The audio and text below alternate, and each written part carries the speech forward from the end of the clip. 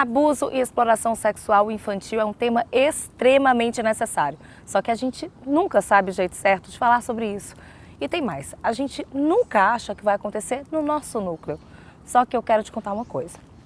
A primeira coisa que você precisa desconstruir aí na sua cabeça é que o agressor sexual de crianças e adolescentes é um psicopata, um monstro. Em 73% dos casos, a violência sexual acontece na casa da própria vítima ou do suspeito e é cometida por pai ou padrasto em 40% das denúncias. E se você acha que o abuso infantil é algo raro, pontual, esporádico, você está enganado. 1 em cada 3 a 4 meninas e 1 em cada 6 a 10 meninos serão vítimas de alguma modalidade de abuso sexual até completarem 18 anos.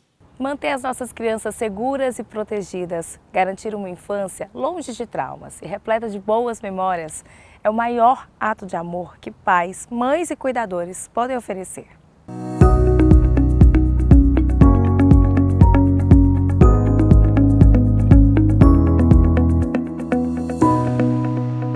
A partir dos 2, 3 anos, já é possível ensinar para a criança o que são partes íntimas, quais são as partes do corpo que a gente fica protegida, essas partes que a gente só vai mostrar para os pais, para os médicos, em situações em que tem alguma queixa ou que precisa de higienização.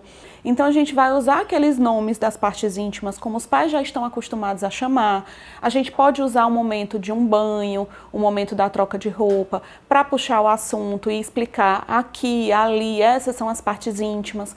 Hoje nós temos na internet muitas cartilhas disponíveis com imagens ilustrativas, com personagens do mundo infantil falando sobre o assunto. Isso também pode ser usado na hora de dormir, um livro, uma historinha. Tudo isso é colocado para a criança de um jeito mais lúdico, para que a gente não precise alarmar e gerar medo na criança, mas que a criança entende que se algo diferente daquilo que foi ensinado a acontecer, ela sabe a quem recorrer. Eu tenho 2 filhos meninos.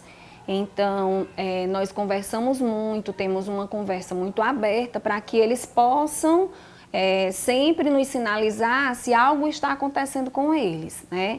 Que eles não aceitem tomar banho com ninguém no banheiro, né? Mesmo assim, eles começaram a passar a ter esse momento de irem para a casa de alguns amigos já com 10 anos, 11 anos. Quando vai, primeiro saber, né, quem são os pais desses coleguinhas, onde eles moram, né? A procedência familiar mesmo, conhecer um pouco da família desses colegas. Caso eles estejam mexendo na internet e entrem alguém desconhecido para conversar com eles sempre sinalizam para a gente, né? Então, mãe, uma pessoa me convidou aqui para eu fazer parte desse grupo. Aí nós vamos pesquisar, nós vamos, né, rastrear esse número, vamos identificar se realmente qual a procedência, né, dessa pessoa que está falando com eles. Muitas vezes, as mudanças repentinas e bruscas no comportamento dos filhos podem indicar possíveis sinais de abuso sexual. Por isso, muita atenção, papais e mamães. Tudo aquilo que sinaliza uma grande mudança de comportamento pode ser sinal.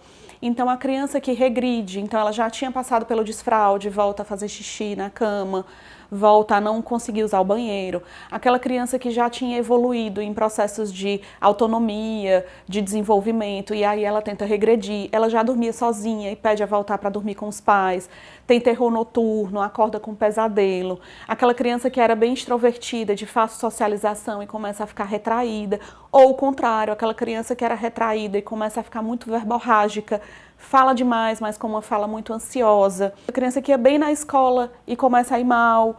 Grandes alterações de comportamento podem sinalizar. É importante também que você observe lugares que a criança gostava de frequentar e que ela começa a recusar. Não quero mais ir para a escola, não quero ir para a casa de alguém. Isso também pode ter um indício, não necessariamente de abuso sexual, mas de que alguma coisa está errada com aquele ambiente. Então é importante que os pais mantenham um canal de comunicação aberto com a criança, para que a criança possa relatar os incômodos que ela está vivenciando e, com isso, pedir ajuda.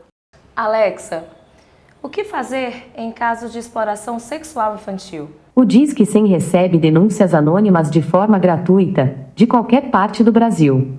O atendimento funciona 24 horas por dia, 7 dias por semana. É muito difícil para a criança entender, compreender muitas vezes o que está acontecendo e conseguir verbalizar, até porque não entra só nas questões do relato do abuso, mas das questões de implicação emocional, que muitas vezes, dependendo da idade, a criança ainda não consegue relatar bem o que é que ela está sentindo. Toda aquela comunicação que vai gerar uma pressão emocional, ela é uma reprodução de um novo abuso. Então, os pais, na ânsia de cuidar, muitas vezes podem estar causando nova sensação de abuso na criança. Por isso, a postura é uma postura de acolhimento, de receptividade e de estar atento ao que a criança tem para falar. Se ela não consegue se expressar, a gente precisa dar condições ideais e esperar o tempo dela. Por isso, o acompanhamento psicológico, por isso, o acompanhamento do pediatra, que podem dar orientações e podem dar para a criança a sensação de que ela está protegida. Quando ela se sente segura, ela pode falar melhor sobre o assunto. Você sabia que 20 a 35% dos abusadores também foram vítimas de abusos sexuais durante a infância? E que 50% deles foram vítimas de maus tratos físicos combinados com abusos psicológicos? É muito comum, o índice é muito alto, em famílias onde já houveram casos de abuso, nos pais ou avós, isso se repetir geração após geração. Então, essas pessoas que passaram por traumas e muitas vezes não conseguem falar sobre o assunto, são as que mais deveriam conversar com suas crianças, porque é muito comum o índice de repetição do trauma geração após geração. Esse tema não precisa ser um tabu, nós não estamos falando necessariamente de educação sexual, nós estamos falando nesse caso de proteção à infância, proteção à adolescência. Trabalho, relações pessoais, relações íntimas, tudo isso é derivado das experiências e da forma que a gente se vê quando a gente ainda é criança. Essa formação básica, da primeira infância principalmente, ela é totalmente formadora para o indivíduo do futuro. Então, essas crianças precisam de acolhimento, de proteção, de segurança, elas não podem sofrer negligência, elas não deveriam passar por nenhuma situação de abuso e quanto mais saudáveis elas viverem essa infância, mais elas serão adultos conscientes e saudáveis para proteger as próximas gerações também.